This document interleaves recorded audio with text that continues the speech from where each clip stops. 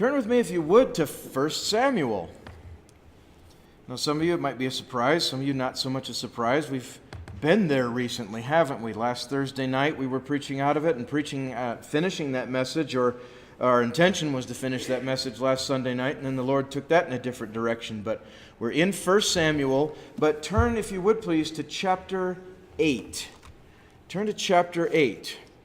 So you know it's not the same stuff as we were preaching about, but it is from the same period. It involves some of the same people. And I'm going to go ahead and read. You know what? I may just read. It's not a particularly long chapter. I may just read. Let me just begin, and then we'll actually dig into it, because there are some critical lessons in this.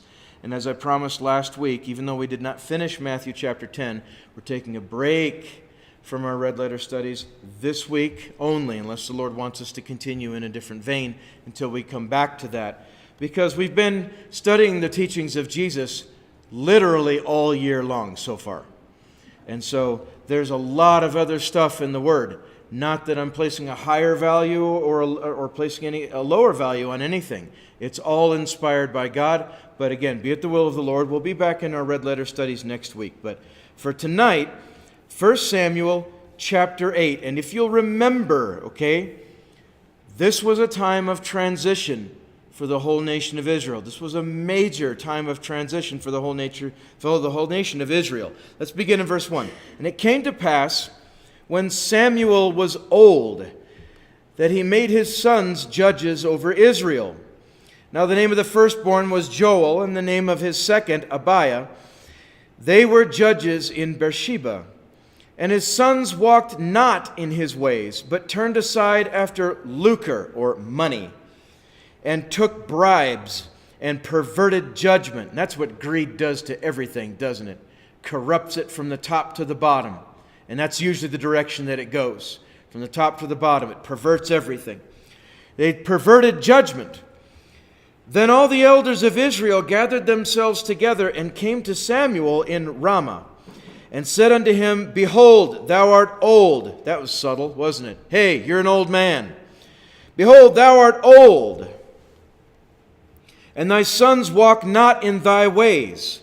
Now make us a king to judge us like all the nations. Wow. Now there's some really deep implications to this right here, and we're going to get into this in a moment. But let's read on. But the thing displeased Samuel when they said, Give us a king to judge us. And Samuel prayed unto the Lord. And the Lord said unto Samuel, Hearken unto the voice of the people in all that they say unto thee. For they have not rejected thee, but they have rejected me, that I should not reign over them, according to all the works which they have done since the day that I brought them up out of Egypt, even unto this day, wherewith they have forsaken me and served other gods, so do they also unto thee. Now therefore hearken unto their voice, howbeit yet protest solemnly unto them, and show them the manner of the king that shall reign over them. Okay, now let's enter into the third act on this one. And Samuel told all the words of the Lord unto the people that asked of him a king. And he said, This will be the manner of the king that shall reign over you. He will take your sons and appoint them for himself, for his chariots, and to be his horsemen, and some shall run before his chariots. And he will appoint him captains over thousands, and captains over fifties, and will set them to ear his ground, and to reap his harvest, and to make his instruments of war, and instruments of his chariots. And he will take your daughters to be confectionaries, and to be cooks, and to be bakers. And he will take your fields, and your vineyards, and your olive yards, even the best of them, and give them to his servants. And he will take the tenth of your seed, and of your vineyards, and give to his officers, and to his servants. And he will take your men servants, and your maid servants, and your goodliest young men, and your asses, and will put them to his work. Notice the phrasing there. He will put them to his work. And he will take the tenth of your sheep, and ye shall be his servants. And ye shall cry out in that day because of your king, which ye shall have chosen you, and the Lord will not hear you in that day. Now let's actually stop right there. We could read through to the end, but I want to stop, and then we're going to backtrack. Do you see what's happening? Do you see what's happening? This was an entire change. This was a fundamental change in the governmental structure of the nation of Israel. Now, they had been a nation for some hundreds of years. It had been that long since Moses had brought them up by the mighty hand of God out of bondage in Egypt, and then some 40 years wandering in the desert, we know why, and then into the promised land, and then all of the years that it took to conquer and to subdue and to carve out the territories that they had for the various tribes, 11 of the 12 tribes, because the 12th tribe, or whichever number of tribe Levi was, did not get an inheritance of land. They had cities, but they did not have country of their own, so to speak, because their inheritance was the Lord Himself. And it's important to know that. It's important to know that 'cause it ties into some other things. But so for the next several hundred years after they came into the promised land, if you will, and it became Israel, well, who were they ruled by? Well, they were ruled by God. They had a king. The Lord God of Israel was their king. He was their ruler. They had the law of Moses, including the Ten Commandments. They had the priesthood, and the priesthood had their role. The priests were not secular rulers. They were priests. That's what they were. That was their job. That's what they were involved in. But, well, then who was in charge? Well, there were 12 tribes, and they pretty much managed themselves. As far as their day-to-day affairs and judgment and that sort of thing, they had elders in their tribes, and they saw to different matters and took care of things. They had the law, so they knew what to do. But they were, for the most part, a self-governing people under the law and under the rule of Almighty God. They didn't have a centralized government. There was no throne and a seat of power, so to speak. And so they really didn't have problems like taxation. They didn't have to worry about internal oppression and secret police and all of these other special problems that come that are particular to human government. But now let's go back with this in mind. Well, what about the judges? Okay, well, let me actually cover that. When Israel would go astray, or when some of the tribes of Israel would go astray, God would, in a corrective action, allow one of their enemies to come in and to oppress and to vex and even defeat them in battle, and then exact taxes from them and cause them a lot of problems, and do the things that sin does to people today, spiritually speaking. Because sin is exhausting, because it comes with a price. And so that would happen. The intent wasn't to crush Israel or to destroy them. It was to turn their hearts back to God. It was to turn their hearts back to God. And that's what would happen over and over again. They would go astray. God would let the oppressor of the day, the Midianites or one of the other nations round about them, come in, defeat them militarily, put them under a hard burden, make them labor, tax them to death or whatever, or take a lot of their food, their substance, perhaps even some of their people. They would cry out to God. God would raise up a judge. And it wasn't from any one particular tribe. He wouldn't always raise them up from Judah or raise them up from another group, a Benjamin or what have you. It would raise up whoever he saw fit. And if there were stipulations on that, it's not spelled out in the Word. God knoweth. And that's good enough for us. But he would raise up that judge. The judge would raise up an army, and they would go up against their enemies. God would grant them victory. It would be wonderful. The people's hearts would be turned again to the Lord, and then that judge would rule. He wouldn't rule all of Israel, but he might rule that tribe or a certain region with more than one tribe in it. He would rule until he died. and then rinse and repeat. It wouldn't take long, maybe only a generation after that, and Israel's heart would turn right back into idolatry and things like that. And it was a vicious cycle that they were engaged in, and this lasted for a long time. Sometimes the periods of righteousness were longer, sometimes shorter. Well, here, as we preached from on Thursday and again on Sunday night, it was during a period of time when things were really starting to change. And a lot of that had to do with, I really believe a lot of that had to do with their lackluster, clock-punching, done-for-the-day high priest, Eli. And we already talked about him extensively. I don't want to spend a whole lot of time on him. Eli did not take the work seriously anymore. Eli was tired and he just wanted to be done. And ultimately, it cost him. It cost him everything. It cost him, and it cost Israel too. But now, God still had one more man. And that was this man, Samuel. Now, Samuel was brought to the house of the Lord when he was very young. We talked about the circumstances surrounding that, how he was, even his name, what his name means. It actually means, I believe, given of God or given by God, gift of God, words to that effect. And that's exactly what he was. Well, Samuel grew up. He grew up in the house of the Lord. And he was a priest unto the people. But he was more than a priest. He was also a prophet. We've been talking about that over the last week or so, the difference between the two. Sometimes people could be both. Sometimes people could be both. Samuel was a Levite. He had to have been, or he could not have been a priest. So he was a descendant within the whole tribal structure of the tribe of Levi. I think he came from a subsection of that tribe, but it's still of the priesthood, so he could be a priest. But he was also, the Lord had revealed himself to him, had revealed himself to him through his word, and he was also a prophet to the people. So this was a rare bird. This was a man that worked both ways. He represented the people to God, and he represented God to the people. A tremendous living asset to any nation, especially to the people of God, is someone that can go both ways, so to speak. So this was Samuel, but Samuel grew, and Samuel eventually grew old. He married. We know that he married because he had 2 sons. He eventually had 2 sons. And his sons, like Eli's sons, they weren't good sons. Now, they may not have been as bad, but they still weren't good. They still weren't good. So let's go back to our reading now, and now we'll actually get into the guts of our lesson.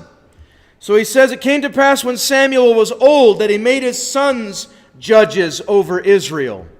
Now the name of the firstborn was Joel, and the name of the second was Abiah. They were judges in Beersheba. And his sons walked not in his ways, but turned aside after money. They turned aside after lucre and took bribes and perverted judgment." That's why people in power have to be of absolute impeccable character. They cannot be for sale, because once they're for sale, then everything starts to go downhill. If they can be bought, if they can be bribed, if they're like most politicians today, won't say all, but I will say most, and they've made their own reputation for that. So that's why I don't back down from calling it out. That's why they have to be of impeccable character, because when they're not, then you don't know if you're getting good judgment or not. You don't know if you're getting good judgment on a matter or not. Because somebody slips them enough money, and it's just like anything where money gets, or the love of money gets involved. It perverts it, it corrupts it, because people want that, and they will value the money, and they will value the reward above the standards of righteousness themselves. And then that's just, you're murdering your society. You're murdering your own society by inches. You're killing it slowly. And so he said they took bribes and they perverted judgment. And so after a while, the people got sick of this, because people are not stupid. They really aren't. They may not always be right with God. They may have a lot of flaws and a lot of deep and abiding character flaws, but they're not stupid. They have brains. God has given them intelligence, and they know when someone's on the take. They can tell.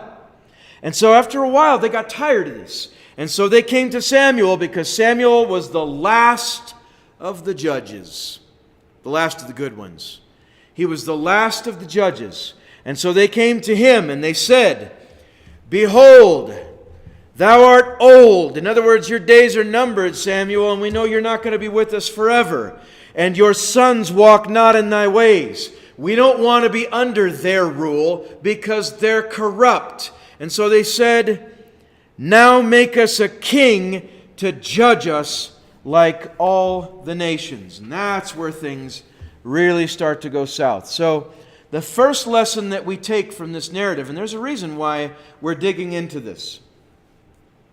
The first lesson we take from it is the consequence of corruption of any kind in government.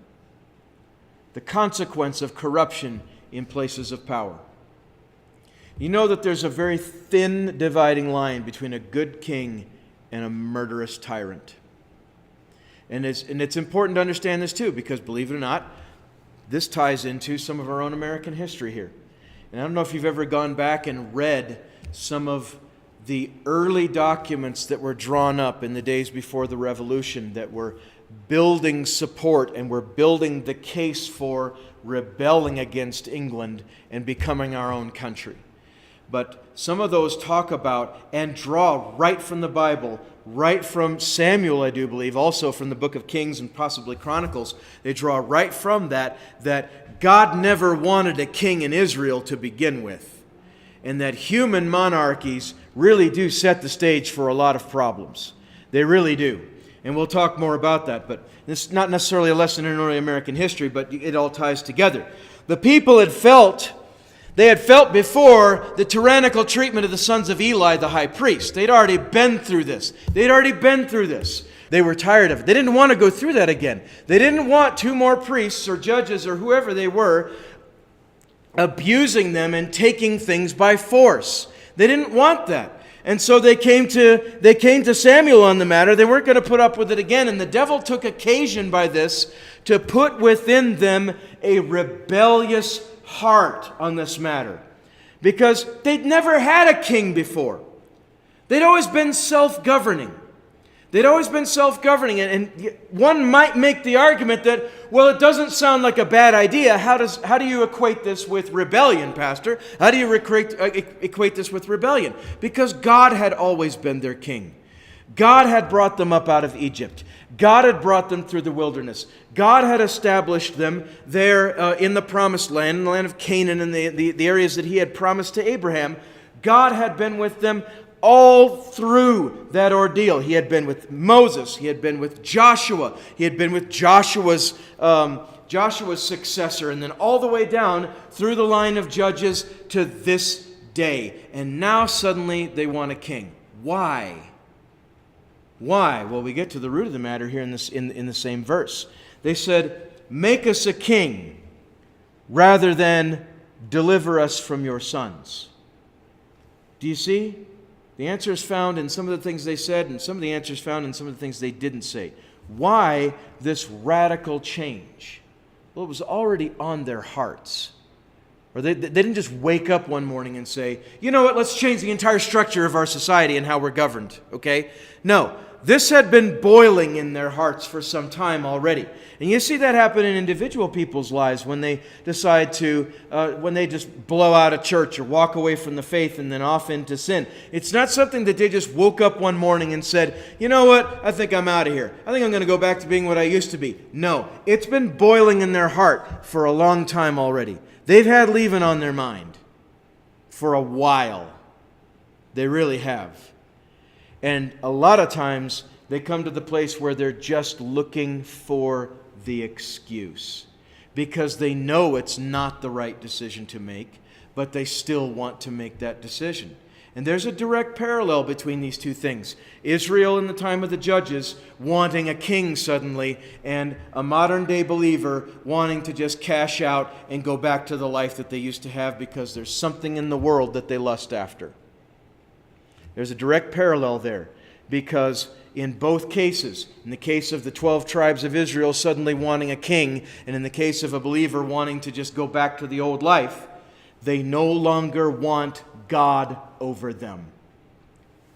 Period. There's something else that they want more. And so they begin looking for an excuse. Well, what was Israel's excuse in this day? Israel's excuse was Samuel's sons were corrupt. Why didn't they just ask, hey, can you appoint some judges that aren't corrupt? Could be that Samuel could have done that. He appointed his own sons. He had authority to do that. Why couldn't he raise up faithful men? Why couldn't he appoint faithful men? So it's revealed in what they said and in what they didn't say. They said, make us a king rather than deliver us from your sons. And so, what was the reaction? What happened after that? Well, we read about it. He said, the thing displeased Samuel when they said, give us a king to judge us. And Samuel prayed unto the Lord. And the Lord said unto Samuel, hearken unto the voice of the people in all that they say unto me. For they have not rejected thee, but they have rejected me, that I should not reign over them. In other words, he was telling Samuel, don't take it personally. Just do what they tell you in this. This is I, the Lord, telling you, Samuel, do what they say. Because it's not you they've rejected, it's me they've rejected. Now that speaks to the modern day soul winner, doesn't it? When you go out with an invitation, or you talk to someone about the Lord, or you reach out to somebody with the faith, and they just don't want it. It's not you that they're rejecting, so don't take it personally. Don't take it personally. It's God that they're rejecting. But because they're not going to yell at God, because that'll make them look like a crazy homeless person, right? They're going to yell at you, because you're the easy target. You're the one that's there. Don't worry. Don't be afraid, and don't take it personally, because if you take it personally, then you get bitter in your heart. You turn bitter. It becomes not just a rejection of an invitation, it becomes a rejection of you on a personal, fundamental level, and that breeds resentment in you, and you take it as an injury and a grievance, and then you get mad, and then you start praying like some of the folks did in the Bible that did not have the purest heart. God, judge them! My goodness, do you realize what you're saying? Send fire down from heaven and burn him up like Sodom. Let his house be a dunghill. You get all Old Testament in your terminology. That's not the Spirit of Christ. That's not the Spirit of Christ. So, don't take it personally. God told Samuel, don't take it personally. He said, they haven't rejected you, but they've rejected me. And so he goes on in verse 8, according to all the works which they have done since the day that I brought them up out of Egypt, even unto this day. In other words, God's bringing up their track record. He's bringing up their track record of on again, off again. Serving God, then not serving God. Living for the Lord, then not serving the Lord. A lot of people that do that on an individual basis nowadays. They're in church and then they're not in church. They're faithful and then they're not. Or they're faithful until they're not. Because there's something in the world that's speaking to their heart. There's something that they want that's in the world. They either want to emulate it or they want to possess it. They want to imitate it, whatever the case may be. That's what he was telling him here. So he says, now therefore hearken unto their voice, howbeit yet protest solemnly unto them. Show them the manner of the king that shall reign over them. So what's the second lesson in this? When you're not in the right state of mind, in other words, when your heart is not perfect towards the Lord, be careful what you wish for. Be careful what you pray for. Be careful when you're not in your right state of mind. When your heart is not perfect towards the Lord, be careful what you pray for, because you might just get it. And let me tell you something, brothers and sisters. Take this personally from me. Learn from my experience, please. You'll pay for it in spades. If you twist the Lord's arm and He gives you what you're asking, but it's against His will, you will pay for it in spades. And you will curse it. And you will wish you had never asked for it. And you will curse darkness upon the day that you impelled God. Not that God, you know what I'm saying, you don't force God to do anything. But you hammer at His doors long enough for something, He might just hand it to you. When you're not in your right state of mind, when you're not in possession of the mind of Christ on a matter, if it's something that's just not according to the Lord's will, and there are a lot of things that fall into that category. There have been lots of people down through the ages that have twisted God's arm, and God just said, okay, fine, do what you want. And then you ended up paying a price. I'm telling you, don't put God in that position. Because then you'll end up yourself in a position where you are not going to be happy. And that thing that you wanted so badly and so desperately, you will come to despise. Because it will bring misery on your life. Many times. Maybe not always. Absolute misery. but it certainly won't bring happiness. No, it will not. But this was the state that the people were in. This was the state that the people were in. What the people had not consciously realized was that in rejecting the authority of God's man, Samuel, they were in fact rejecting God himself. And God equated that here. I'm not just making that up. God equated that here in verses 6, 7, and 8, and so on. He said, listen to them because they haven't rejected you, they've rejected me. And so in rejecting Samuel, they ultimately were rejecting God as their leader. Their motives were born of frustration. Okay, all right, we can respect that. That's understandable. They had corrupt judges over them. But they were also born out of the subtle, serpentine desire to be like everyone else around them. And that was the root of the problem. It wasn't so much the corruption of the corrupt judges. Sure, that was bad. But it was only bad for those that lost in court, because that's what it's about, right? You know, a corrupt judge will give unbalanced judgment in court, and that's what it was talking about. It worked out great for those that were on the receiving end of the good judgment. It wasn't so much the corruption that irked them. It was that they wanted to be like everybody else. They wanted to be like everybody else. And it came out even in their phrasing. What did they say? What did they say? Back in verse 5, now make us a king to judge us like all the nations. From the abundance of the heart, the mouth speaks, right? Like all the nations. Like our neighbors to the north and to the south and to the east. There wasn't anybody to the west of them. I think it was just water, so they couldn't say that. But like all of the other countries around us, we want to be like them. We want a king. Now that might seem alien to us. It does seem alien to us because what are we here? We're a democratic republic, okay? That's our form of government here in the great United States of America. It may seem alien to us because we've no personal experience with monarchies, okay? All we have is what history has told us and how much we resented being under the reign of King George and all of that. But there's something about having a king, okay? Now I have to step off the text for a little bit to try to frame this in our understanding. There's something about having a king, and it's something that's almost idolatrous in nature. It's almost idolatrous in nature because what do kings get? Kings get the best of everything of that particular nation, don't they? They get a crown on their heads. They are adorned in all kinds of glory, or such glory as can be manufactured here on the earth, you know. They cover them in robes of furs and of purple or of red and all kinds of gold and jewels and all these things to hang on a mortal human frame to make it seem more glorious than it normally does in the human eye, doesn't it? It's an opportunity for people to heap praise and adoration and glory and honor onto another human being. Do you see how this is already straying off of the straight path? You see how it's already starting to go the wrong direction? It is, isn't it? It was no longer good enough for them to be identified as the children of Israel or as a tribe of Israel. Now they wanted to be a kingdom. It has idolatrous roots, as we were just saying. And kings in many times throughout ancient history, throughout medieval history, even in many places, not necessarily Europe, but in many other places in the world, a king was worshipped as a god, weren't they? They were worshipped as a god. Pharaoh, king of Egypt, worshipped as a god. The emperor of Japan, worshipped as a god. Kings of many other nations round about. The emperor of China, worshipped as a god or as a son of heaven. They were worshipped as divinity and as deity. And if that's not idolatry, I don't know what is.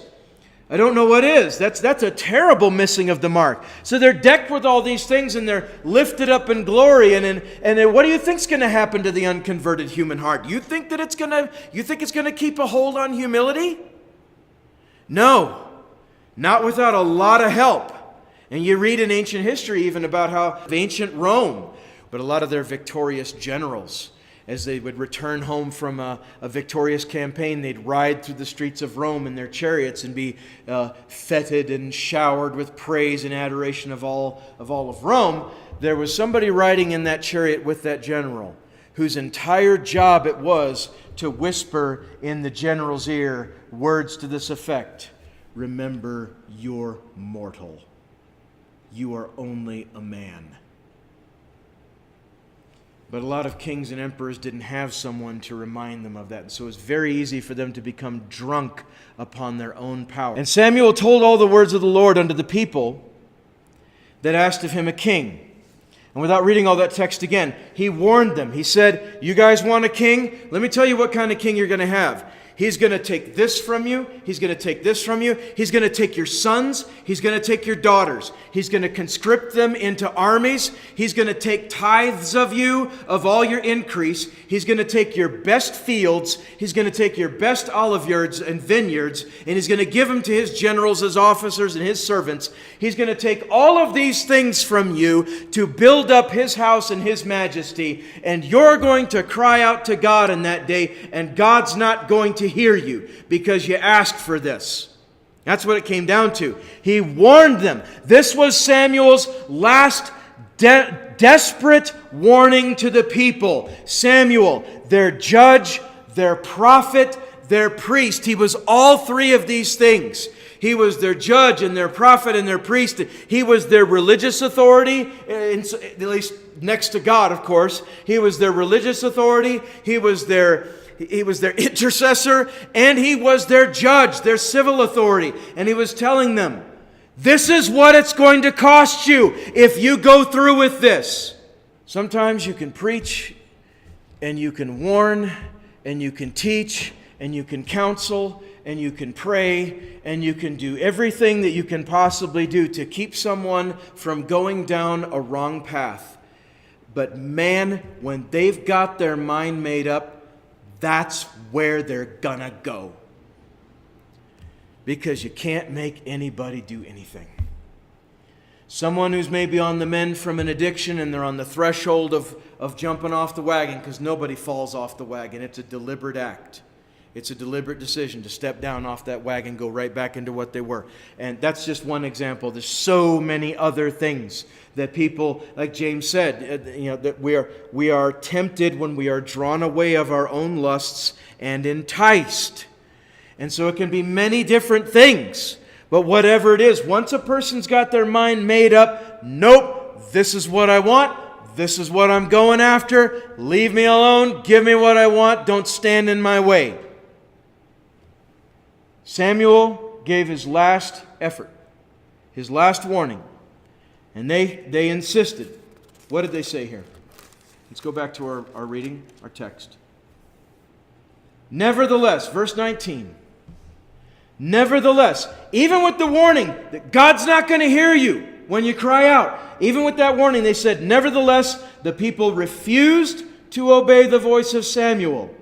And they said, nay, but we will have a king over us, that we may also, and here's the motives coming out of the heart, the true motives, that we also may be like all the nations, and that our king may judge us and go out before us and fight our battles. That was another thing, was cowardice. Cowardice. Because they didn't have a standing army. They were the standing army. Israel was its own standing army. And so when there was a conflict to be had, they had to pull from their own resources, have their own weapons, they had to do their own fighting. But now they were thinking, you know what, if we have a king, that means we're going to have a standing army, and our armies will go out and fight our battles for us. We don't have to contend for our own sovereignty anymore. We can have these people do it for us. Guess what, Christian? Ain't nobody going to do your fighting for you but you. Now the preacher will pray, and your brothers and sisters in Christ will pray. We'll do that because we'll fight with you. Right? But you got to do your own fighting also. My first pastor said this 25 years ago. Learned an awful lot from my first pastor. I admire him to this day. And he said it 25 years ago, and I believe he still says it now when appropriate. You know, people can pray for you, but they can't pray for you. You understand that distinction? They can't do your praying for you. You got to pray for yourself as well as for others.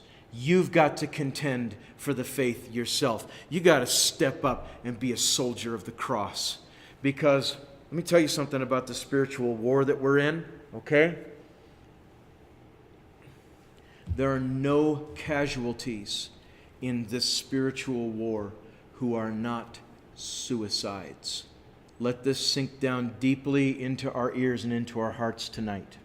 There are no casualties of the spiritual war who are not effectively suicides. I don't mean literally going out and swallowing a shotgun or taking a bunch of pills and offing themselves. That's not what I'm saying. I mean spiritual suicides.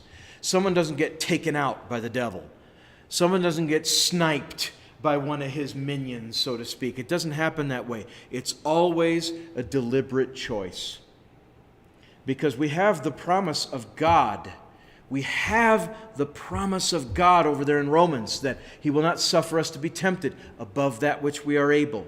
He said with every temptation He'll make a way of escape. And so that means that if we allow ourselves to be taken in a temptation, it's because we've allowed ourselves to be taken in a temptation. It's a deliberate choice. And so when you hear somebody mumble out this lame duck excuse of it's not even an excuse. It's just a lie that they've believed. That, oh, well, you have to sin a little every day. I'm not perfect. Oh, I'm no angel. That's what one guy likes to tell me. I'm no angel. I do a little of this and a little of that. It's always a deliberate choice. It might be a decision of a split second. Well, I was caught off guard. Maybe you were, but you still chose to do the wrong thing if you chose to do the wrong thing. You know what I'm saying? It always comes down to a choice. It might be a decision of a split second, or it might be something that has boiled and festered or grown in the heart over a period of months or sometimes even years.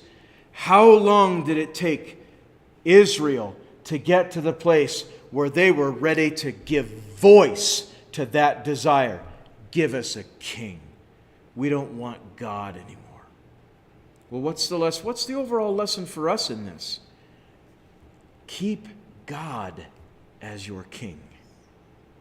Keep God as your king. There's a danger even really, and I've got to be careful how I phrase this, okay? Because God appoints ministers for church government and all that. I understand that. He sets up pastors and he appoints teachers and preachers and evangelists and prophets and all these things that He talks about over in the New Testament that are set for the propagation of the gospel, for the perfecting of the saints and all of that, okay? But your pastor isn't your king.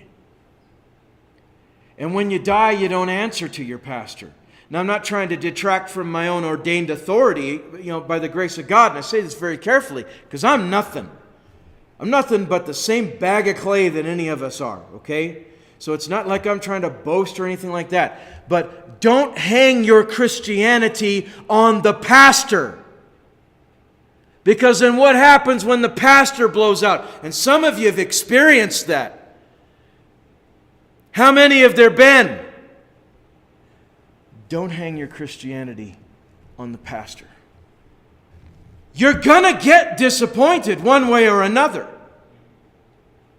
As that man of God blows out and goes back into sin, where's that going to leave you? But if you hang your Christianity on God, your King, if you hang your Christianity on God, your King, and keep Him as your king, and you will not fall into the same trap that Israel fell into during this period. So it was his last attempt to warn them. They were hard-hearted. And so they said, no, we want a king over us. Make us a king so that we can be like all the nations, and that our king may judge us and may go out before us and fight our battles. And Samuel heard all the words of the people, and he rehearsed them in the ears of the Lord. And the Lord said to Samuel, hearken unto their voice, and make them a king. And Samuel said unto the men of Israel, go ye every man unto his city. And now over the next one or two chapters, if you take the time and read over the next two chapters, actually read over the next several chapters. Do that. Read over the next several chapters. And read about who was chosen king. It wasn't a horrible person who was chosen king. But he only lasted about 2 years. And then he wasn't a good person anymore. You remember what we said? I think it was on Sunday morning. I think it came out it was I don't know if I mentioned it, either Thursday night or Sunday morning. You know, God is the only boss that'll fire you and let you keep working. Now, I can't claim the credit for that observation, okay? I learned that from another man, but it really struck me right between the eyes. I mean, it really got my attention. God is the only boss that'll fire you and let you keep working. And that's not a good thing necessarily. It's not always a good thing, because the example that gentleman used in talking about it, he said, you know, Saul, because that was the name of their first king. You read about him in the next chapters, in the chapters to come. Saul was king for 38 years, I think. 38 years. But he was only anointed for 2. His first 2 years. It was in his 3rd year that he made a bad call. And then he kept making bad calls. That's the thing. It's not that God just dropped the hammer on his head, because you read about the next king that we had was David. And David made some terrible decisions. But David always turned again his heart to the Lord. Saul didn't. Saul made excuses. And then he became bitter and nasty and wicked in his heart. And it grew and it grew and it grew over time until finally, God had absolutely enough. And he said, that's it, man. You're done. You're cut off. And then it wasn't long after that Saul was killed in battle. And it was effectively a suicide. He just did it by way of other people, if my memory of the historical account is correct. But what's the overall lesson for us? What's the takeaway for us? Keep God as your king. Be careful what you pray for. And make sure you're in your right mind when you're asking for it. And if it's something that you know deep down in your heart is not according to the will of God, don't force the issue. Don't force the issue. If Israel had just heeded Samuel, they still respected Samuel enough to at least come to him. Okay? So we'll give them credit for that. But if they had just heeded him, and maybe if he had said to him, you know what? No, I ain't making you a king. God's got this thing set up the way that he wants it. Go back to your houses. Do what you know to do. Trust God. I don't know. Maybe he should have reproved them. We can't really say. We weren't there. But Samuel took it to God, and God said, you know what? Go ahead and give them what they're asking for. Let God stay your king. It doesn't mean don't listen to your pastor, but it means keep God as your king. Because my goodness, what if I come up here with some kind of crazy, hey, God gave me a revelation. Hey, all you brothers, let's get 5 wives each.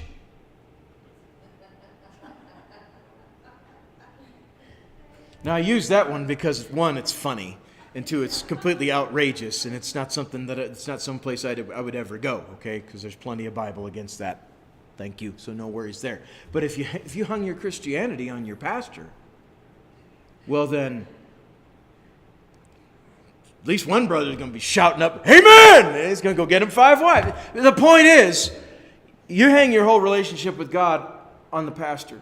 That pastor could lead you astray. He could start cooking up some crazy, just completely banana balls doctrine. And then folks will start, and people will believe it. They may not be stupid, but a lot of times, people will just be looking for an excuse. There's a lot of people that followed Brigham Young west when he started promoting that junk. Let God be your king, and you'll never go wrong. Let God be your king, and you need never fall.